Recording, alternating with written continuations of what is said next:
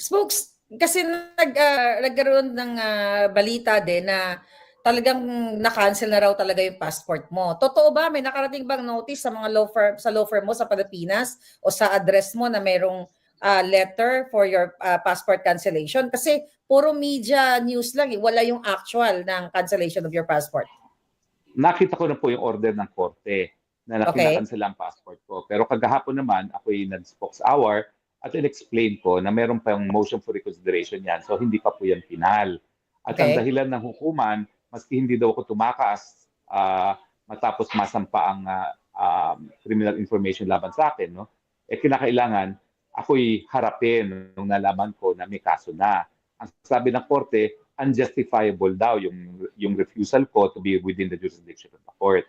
So ang sabi ko naman kahapon ay meron pa pong motion for reconsideration yan at sa aking motion for reconsideration, ang ididiin ko, ako'y wala sa Pilipinas dahil ako nga ginigipit at karapatan ko sa ilalim ng karapatan pantao na humingi ng asylum dito sa Netherlands. Spokes, kasi may, may mga nag-aalala sa'yo dahil nga may red notice ka na, di ba?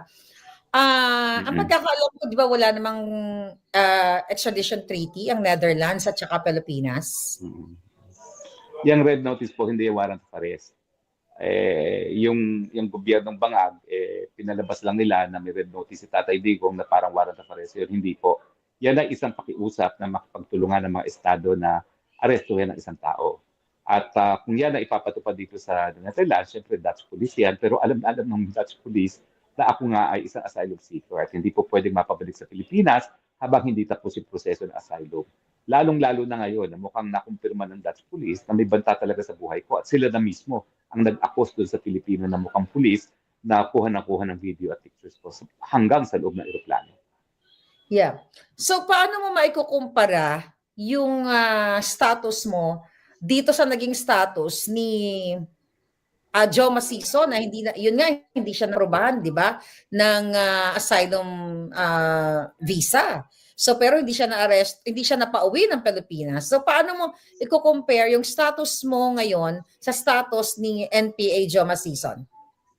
Una-una, hindi po ako nag-found ng CPP-NPA na Correct. pumapatay ng kapwa mahihirap na Pilipino, nangingitil at naninira sa buhay ng mga kabataan. No? So wala po akong kinalaman dyan sa CPP-NPA.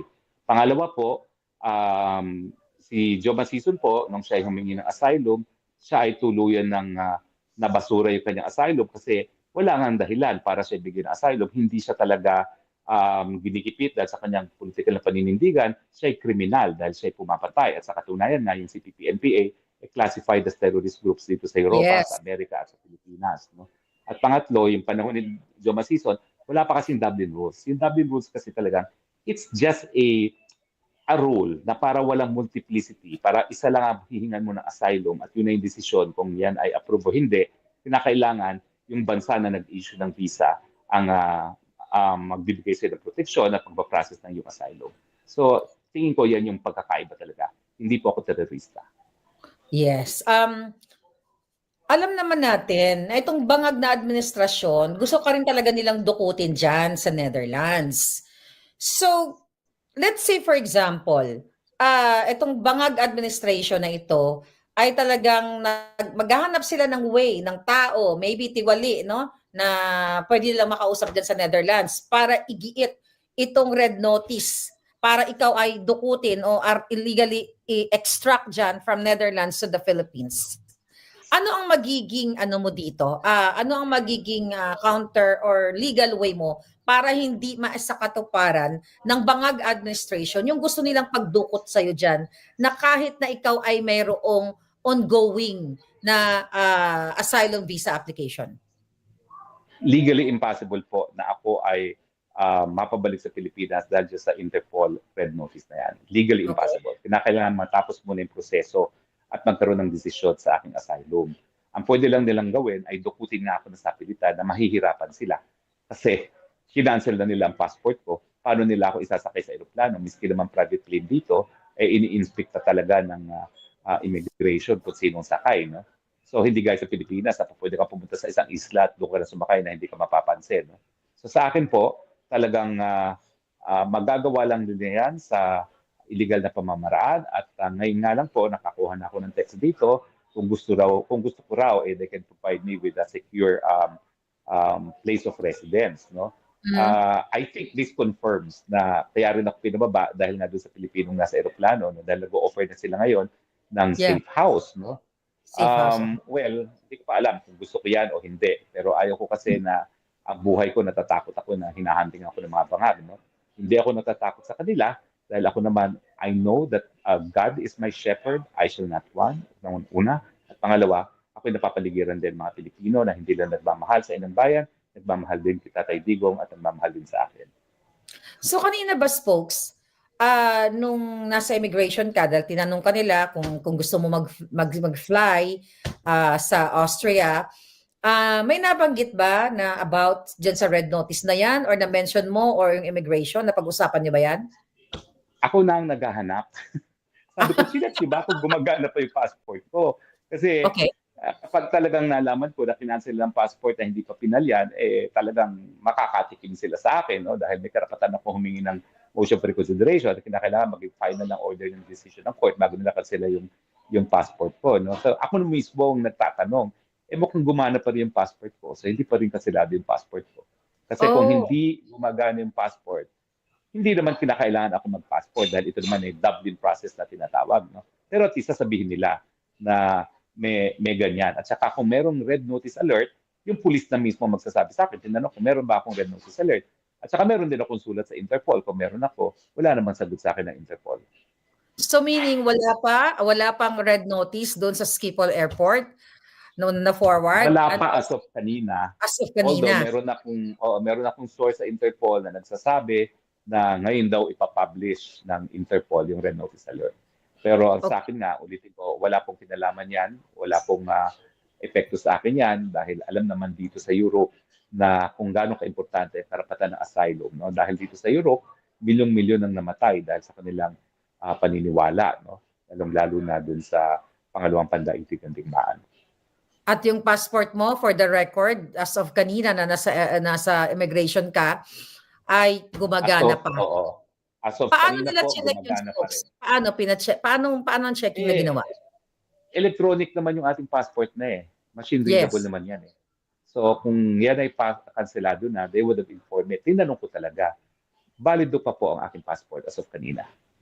So talagang grabe, ang lupit makapag-diversionary tactic itong mga bangag. Kaya nga aking pakiusap, wag po natin lilihisin ang issue Ang issue pa rin, sabi ng sariling kapatid ng ating presidente, bangag ang ating presidente.